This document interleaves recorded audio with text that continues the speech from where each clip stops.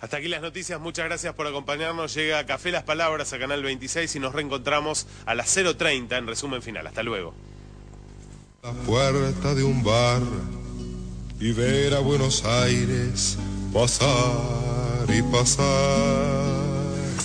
Qué noche hoy, Jorge Yusein.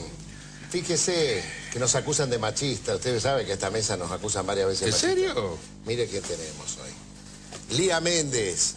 Lía Méndez, que hoy es un día particular porque a esta hora exactamente, parafraseando a un mendocino también, que era Tejada Gómez, a esta hora exactamente se está cumpliendo el primer aniversario de la muerte de Silo, a quien en la palabra de Lía y en algunas imágenes que ella trabaja, que nos ha traído, vamos a escuchar y vamos a honrar. Así es, un año de la partida del maestro, de nuestro guía espiritual. Y bueno, hoy hay mucha actividad, muchas actividades bien diversas en todo el mundo, justamente en homenaje a Silo. Cuando hablas de todo el mundo, Lía, hablas efectivamente de todo el mundo. Sí, porque, no es una frase. Porque Silo desarrolló un movimiento mundial y su doctrina que apunta a la esencial del ser humano ha sido tomada por gente de diversas culturas. Así que hoy hay desde inauguraciones de parques hasta conferencias, presentación de sus libros, muy ceremonias en algunos parques, actividades muy diversas. Cuando hablas de parques... Los parques de estudio y reflexión. Acá te traigo el regalito. Perfecto. ¿Por qué le denominaban parque a los lugares de estudio y reflexión? Pues está lindo, porque parque significa... Son parques, encuentro con la alegría. Son espacios de encuentro, claro, efectivamente, y de estudio, donde nosotros, bueno, nos reunimos con amigos que participamos del estudio y de estos trabajos, básicamente que tienen que ver con la existencia humana, con nuestra propia existencia. Y bueno, y se han ido desarrollando, se han ido poniendo en marcha parques también en todo el mundo. Hoy hay más de 33 parques, los ponen en marcha los amigos en cada lugar. Aquí en Punta de Vacas, donde Silo dio su primera arenga pública, en ese mismo espacio, en Punta de Vacas, a los pies de la Concagua. ¿Se acuerdan que en un programa anterior hablábamos? Ahora mi amigo Jorge Pardés, que ha trabajado mucho para este programa, tengo para mostrar a Silo en Punta de Vacas. Pero antes de ir ahí a la palabra estrictamente de Silo, contame cómo es que se inicia porque Punta de Vacas tiene que ver con que estábamos en plena dictadura y ahí es donde él convoca la primera claro, en el año 69, el 4 de mayo del 69, él ya venía siendo perseguido, digamos, por el mensaje que llevaba adelante, que era un mensaje de paz y no violencia. ¿En qué ámbito se pregonaba ese mensaje, digamos? ¿Cuáles eran los sectores, el lugar donde Silo...? En realidad Silo comienza agrupándose con amigos, les transmite en Mendoza, él era mendocino, se junta con un grupo de amigos cuando le da inicio a todo este movimiento, les transmite como los primeros lineamientos, digamos, de lo que después sería el desarrollo de su doctrina. Esto prende muy fuertemente en ese primer grupo inicial y lo que se hace en una primera etapa son el armado de grupos para el trabajo y la reflexión sobre sobre ese material. Entonces, ni bien la gente se empieza a enterar y se empieza a acercar y le gusta y quiere y se empiezan a armar grupos pequeños, ¿no? En distintos lugares, se empieza a difundir esa doctrina y Silo empieza a ser perseguido. Entonces, cuando él quiere dar su primer charla pública, la curación del sufrimiento, le prohíben, estaba prohibido cualquier reunión pública, entonces él pide permiso para hacerlo a los pies de la Concagua. Entonces dijeron, bueno, si quería hablarle a las piedras, que fuera. Y así fue, como en ese paraje de Solagro, él da su primer charla. ¿Qué edad tenía Silo cuando murió? 72 años. O sea que cuando hace esa primera reunión en Punta Vacas era un chico de 30 años. Era joven, sí, nació en el 38. Sí, era muy joven. 31 años. 31, por eso, sí, muy joven. Sí. Y vos andabas en esa época, 69, ya estabas 29 años. Ya habías grabado... Ya había grabado. Tema insigne. Estamos en otras trincheras diferentes, también prohibido. Claro. Pero por otras razones. Las cosas que pasan ya las habías grabado. En el 69. Pero desde otro lugar. De otro lado. Bueno, yo quiero aprovechar esto para esta introducción. Vamos a escuchar la palabra de Silo y entonces después volvemos y Lía nos cuenta qué es lo que vimos y qué significa todo esto. De acuerdo. Los humanistas ponen por delante la cuestión del trabajo frente al gran capital, la cuestión de la democracia real frente a la democracia formal, la cuestión de la descentralización frente a la centralización, la cuestión de la antidiscriminación frente a la discriminación, la cuestión de la libertad frente a la opresión, la cuestión del sentido de la vida frente a la resignación, la complicidad y el absurdo. Los humanistas son internacionalistas, aspiran a una nación humana universal. Los humanistas no son ingenuos, ni se engolosinan con declaraciones de épocas románticas. En este sentido, no consideran sus propuestas como la expresión más avanzada de la conciencia social, ni piensan a su organización en términos indiscutibles. Los humanistas no fingen ser representantes de las mayorías. En todo caso, actúan de acuerdo a su parecer más justo, apuntando a las transformaciones que creen más adecuadas y posibles en este momento que les toca vivir. No resultará la paz manipulando las palabras o censurando las genuinas denuncias que se hacen contra todo atropello y toda atrocidad que se comete contra los seres humanos. En el orden internacional, todos los que están invadiendo territorios deben retirarse de inmediato. Digo que en el orden interno de las naciones se debería trabajar por hacer funcionar la ley y la justicia, por imperfectas que sean, antes que endurecer leyes y disposiciones represivas que caerán en las mismas manos de los que entorpecen la ley y la justicia. Digo que en el orden doméstico la gente debería cumplir lo que predica, saliendo de su retórica hipócrita que envenena a las nuevas generaciones. Digo que en el orden personal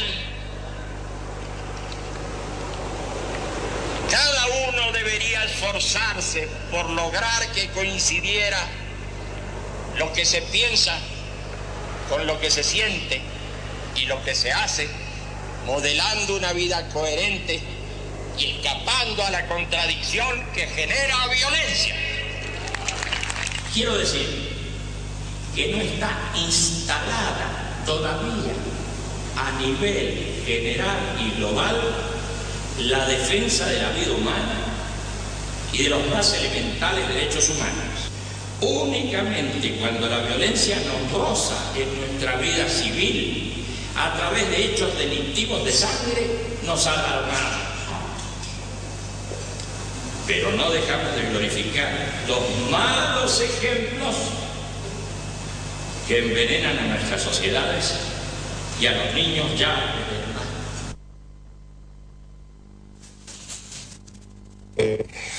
Me quedé pensando en el video de Punta de Vacas, que es donde se hace la reunión fundacional, y teniendo en cuenta el contenido de este mensaje, a pesar de la ausencia de lo religioso y de la palabra de Dios, resulta difícil escindir esa situación de la del Sermón de la Montaña, porque es como una reiteración, ¿no?, de la denuncia de la injusticia, de la violencia y de la falta de paz en el mundo.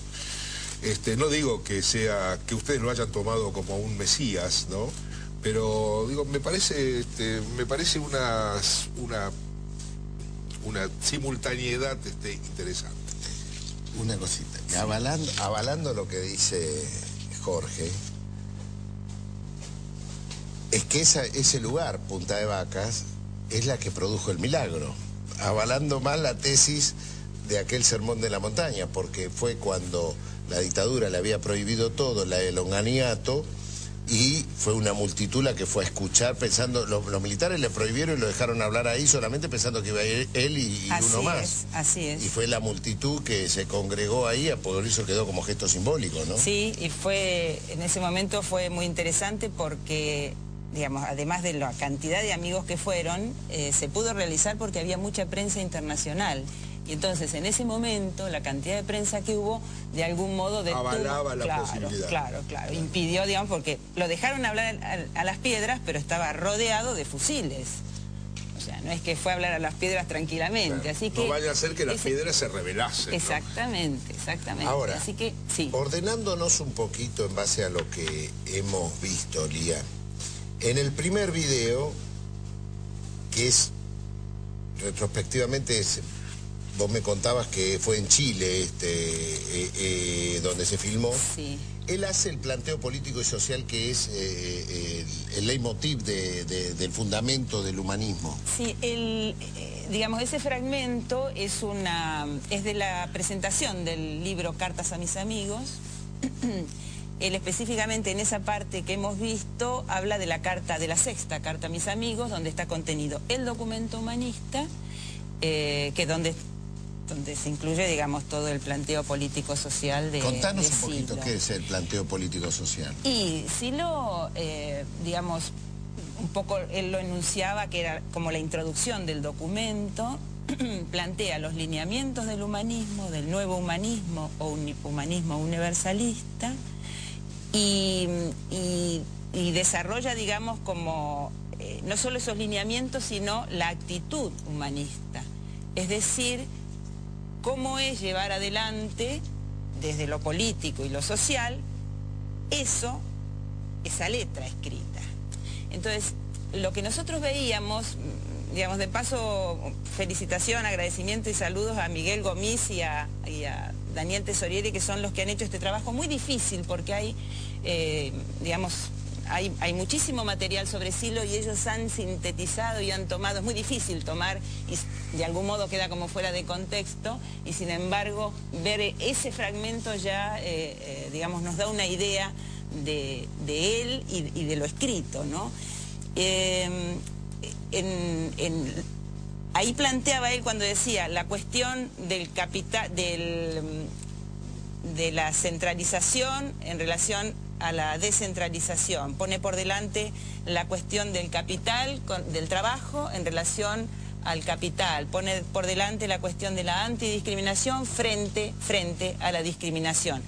Él está planteando la línea divisoria que hay entre humanismo y antihumanismo, la democracia real frente a la democracia formal. Y luego en todo el documento humanista, digamos, hace un desarrollo de todo ese planteo.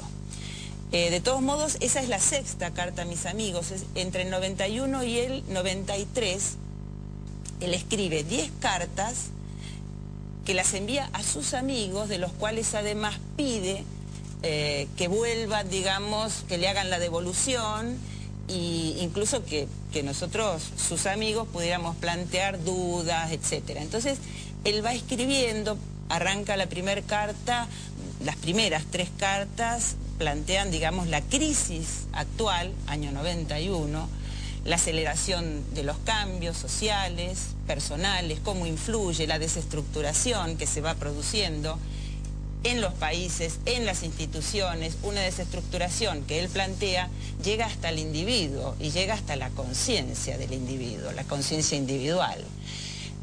Luego en la cuarta carta está como todo el concepto doctrinario de él, y después Bueno, la carta, te podría contar toda, es un poco largo, pero hay una carta dedicada al tema de los derechos humanos, una dedicada a las Fuerzas Armadas, cuál debería ser el rol de las Fuerzas Armadas, siempre en función del planteo humanista que él hace. La verdad que, bueno, recomiendo la lectura del libro, ¿no? Creo que la vigencia del pensamiento de Silo y el hecho de que se haya diseminado su pensamiento no solo por la Argentina, sino por el mundo, también debe tener que ver con el momento de crisis en el que estamos viviendo, donde creo que lo ambicioso del planteo de Silo es que lleva, digamos, lo que es unánime, que es que hay una crisis económica, social en el mundo, también una crisis civilizatoria, una crisis de valores, ¿no? Creo que tal vez ese sea un eje para rescatar de lo que escribe Silo. Sí, sí, estamos de acuerdo. Él de algún modo fue anunciando esa crisis de civilización. Pero, digamos, una cosa que a mí me gusta destacar es que él, mientras anuncia esa crisis, de todos modos abre el futuro, porque muestra que ya se está evidenciando el surgimiento de una nueva civilización a partir de una nueva espiritualidad. Lía, dame una definición de tu felicidad espiritual, que es muy notoria en vos, producto de toda esta filosofía que pudiste mamar de Silo. En realidad, ojalá pudiéramos ver otros videos donde él plantea el tema del sufrimiento en la próxima, porque todo el planteo existencial, él dice que el tema es el sufrimiento. El tema es el sufrimiento humano. Y la superación del sufrimiento, que no solo lo plantea, sino que da herramientas concretas para que uno pueda experimentar esa salida del sufrimiento. La superación del sufrimiento es lo único que nos convierte en verdaderos seres humanos, lo que nos hace salir de la prehistoria humana y entrar en la verdadera historia humana. ¿Y cómo se sale del sufrimiento? No sé, porque yo no he salido. En realidad nosotros estamos en esta chance porque uno está en un camino, ¿no es cierto?, de intento de superación del sufrimiento. Y cualquiera de las recomendaciones y reflexiones que él plantea, tomando una sola de ellas te lleva por ese camino. Por ejemplo, él plantea un principio de relación con uno mismo y con el otro que tiene que ver con tratar a los demás del modo en que uno pretende ser tratado. Yo alguna vez hice ese ejercicio de decir, a ver, si los líderes políticos y religiosos del mundo aplicaran ese principio, terminaría la violencia en el planeta. Un principio. Dar a otros el trato que uno pretende para sí. No hacerle al otro lo que uno no quiere que te hagan a vos. El imperialismo. Es ese el positivo. El imperialismo dejaría de existir, digamos, básicamente. Porque vos no querrías para otro hambruna. Ese principio podría suplantar a los 10 mandamientos, a todas las religiones y a todos los códigos penales, civiles y comerciales del mundo. Ese solo principio. Así es, así es. Entonces, sí. Sí, perdón, termina. No, y te decía, entonces, tomar ese principio, que es uno de tantos de los que él plantea, intentar ponerlo, practicarlo cotidianamente, ya te lleva por un camino de superación de contradicciones y por lo tanto del sufrimiento, porque la contradicción es sufrimiento. Entonces ya tenés ahí como un paso para superar el sufrimiento. Yo sigo hablando, ¿eh? Me querías preguntar algo y te interrumpí. No, al contrario. Yo quería que hiciéramos una reflexión porque me parece muy profundo esto, pero está claro que tenemos que volver a otro programa, Lía, porque... escuchándolo a él. Entrar en clima ya es un tiempo y profundizar es otro tiempo. Así es, así es. Yo quisiera comprometerte para otro programa, pero me parecía importante estar hoy. No era cualquier día, era el primer aniversario y como siempre aprendemos de vos y entonces te queríamos agradecer especialmente. Yo te traigo especiales saludos de muchos amigos humanistas que sabían que hoy íbamos a hacer este programa y te mandan saludos y un gran agradecimiento porque, digamos, para nosotros es muy importante este espacio para difundir un pensamiento que hace, como vos decías, libre y feliz a la gente. Así que te dejo un regalito, como cada vez que vengo. Me lo merezco. Antes preguntabas por los parques, este es el libro donde esto genera envidia de Jorge Pardés. Y mía. Y de Cosia, que también se la perdió hoy. Bueno, yo voy a hacer unos regalitos. Me critican en los regalos por el ruido que hago con los regalos, pero compartí los Lías con el Café 5 Hispanos, galletitas RC. Muchas gracias. Y te voy a hacer un regalito de la agenda de Néstor y Cristina. Que va a quedar para mí, porque me regalaste una en el programa anterior. Sí. Y no pude ni salir del estudio. Vos decirles, los que quieran la agenda de Néstor y Cristina, que entren a www.agendakirchnerista.com.ar y que no te roben la tuya, que la saquen ahí. Gracias.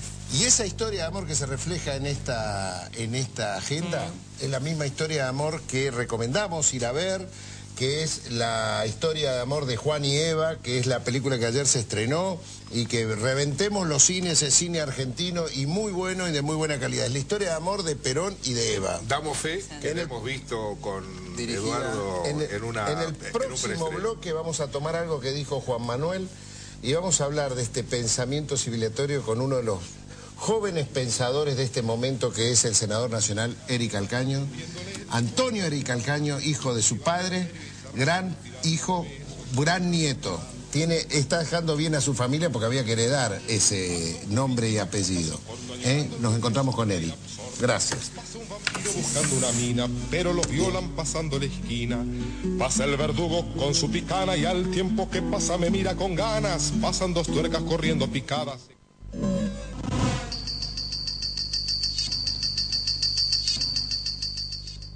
Al máximo.